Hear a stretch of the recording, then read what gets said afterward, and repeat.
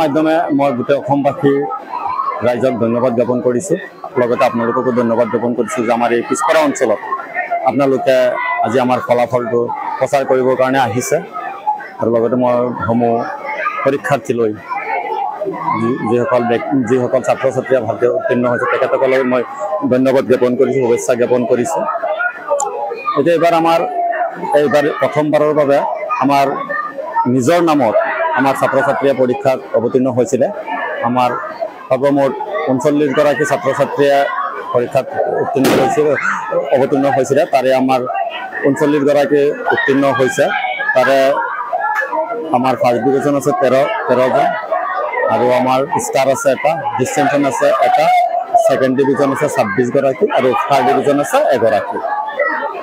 যেহেতু আপোনালোকৰ এইটো ব্যক্তিগত এখন বিদ্যালয় হয়, আপোনালোকে গাঁৱৰ যিবিলাক দৰিদ্ৰ সীমাৰেখাৰ প্ৰতিগত ছাত্ৰ ছাত্ৰীসকলক কিবা ব্যৱস্থা কৰিছেনে?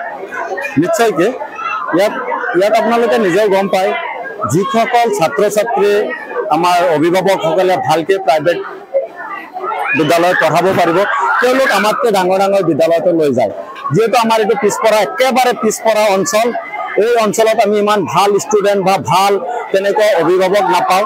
অভিভাৱক চবেই ভাল, কিন্তু আমাৰ ফাইনেন্সিয়েলি যিবিলাক উইক আছে তেখেতসকলৰ ছাত্ৰ ছাত্ৰী আমি বিশেষকৈ পাওঁ, আৰু তেখেতসকলে পইচা দিয়াৰ ক্ষেত্ৰতো বহুত অসুবিধাৰ সন্মুখীন হয়। আৰু আমি সেই হিচাপে দৰিদ্ৰ সীমাৰেখাৰ তলৰ ছাত্ৰ ছাত্ৰী যদি আছে, আমি তেখেতসকলক আমি একেবাৰে নিম্ন খাপৰ এটা মাচুল লৈ কিনে আমি শিক্ষাদান দি থাকোঁ।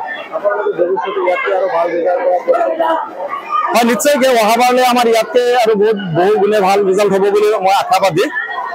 কাৰণ ৰিজাল্ট হ'ব হ'লে স্কুলখনৰ আপোনাৰ প্ৰথমে চাব লাগিব আজিৰ ডেটত আমাৰ শিক্ষকসকল কেনেকুৱা ধৰণৰ শিক্ষক আছে। বহুত বিদ্যালয় আছে শিক্ষক, বহুত ধৰণৰ শিক্ষক আছে, কিন্তু আমাৰ স্কুলত মই বিশেষকৈ আমাৰ স্কুলত এটা গুৰুত্ব দিওঁ, আমি শিক্ষকখিনি যে লওঁ, আমাৰ শিক্ষকখিনি যে বেছিভাগে য়ং ল'ৰা হয় বা য়ং ছোৱালী হয়, তেওঁলোকে কষ্ট কৰোঁতে আপোনাৰ ভাগৰ